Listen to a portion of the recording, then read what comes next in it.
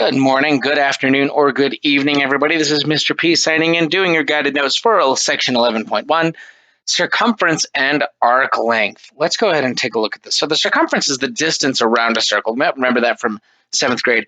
But the arc length is a portion of the circumference of a circle. So the circumference, which you might remember, is equal to pi times the diameter of a circle, or 2 times pi times the radius, that being because 2 times the radius is just the diameter.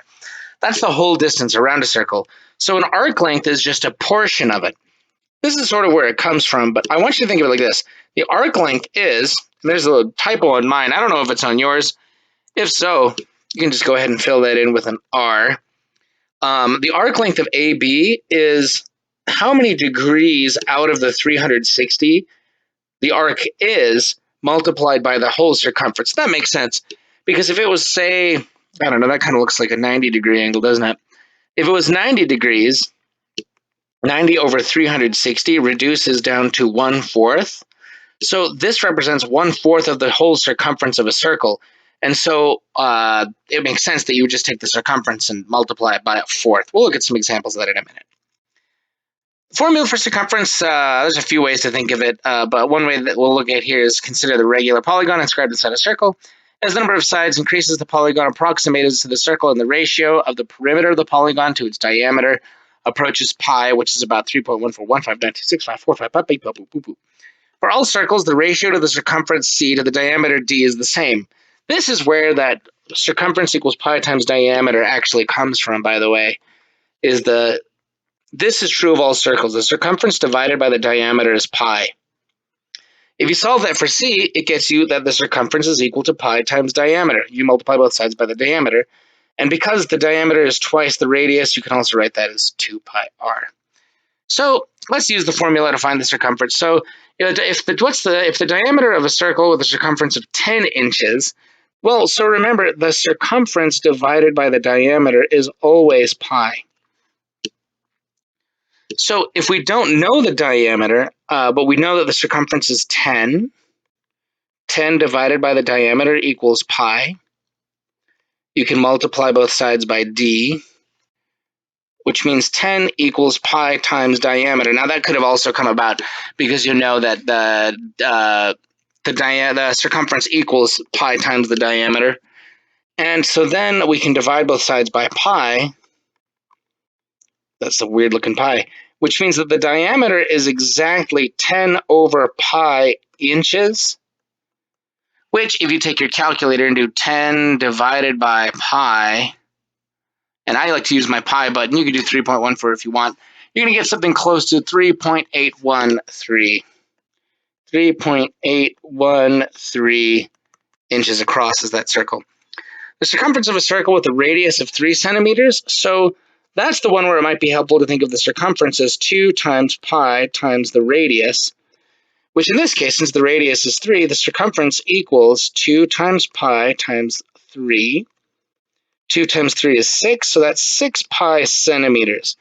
That is, the circumference equals 6 pi centimeters, which, depending on what it is we're measuring, might be not that helpful. So you can do 6 times pi, and again, I like to use my pi button, 18.85 about, 18.85 centimeters.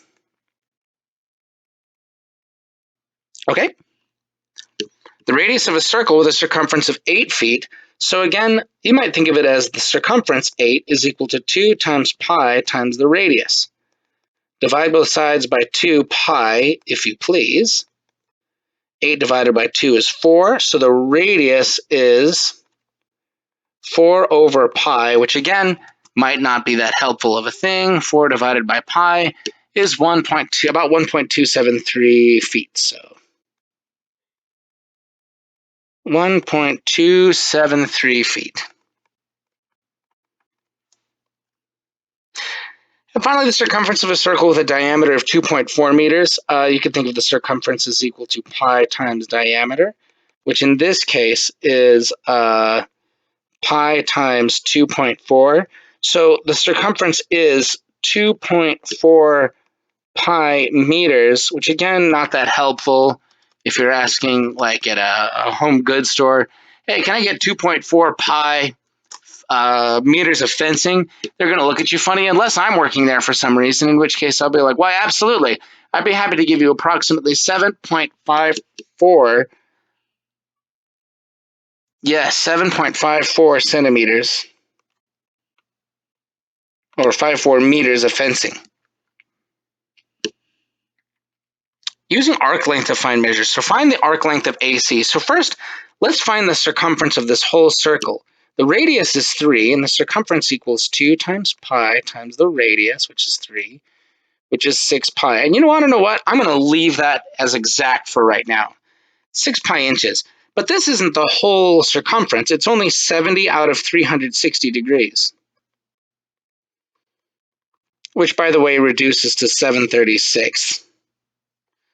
So it's 736 of times 6 pi inches. And 736, that'll actually reduce here because 6 over 36, that'll reduce to 76. So that is equal to 7/6 pi inches, which again, depending on what you're measuring this for, might be easier to say, well, 7/6 times pi, 3.665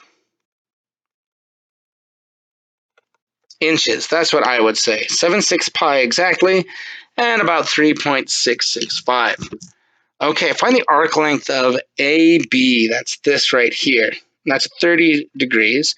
So the diameter is 28. I'm going to leave it as 28 here. So the circumference is 28 times pi inches. But this is 30 out of the 360 degrees in a circle, which is 3 out of 36, which, by the way, is 1 out of 12. So we're going to do 1/12 of 28 pi, and 28 and 12 reduced by at least, well, I think by 4, 7, 3, which is 7/3 pi, right?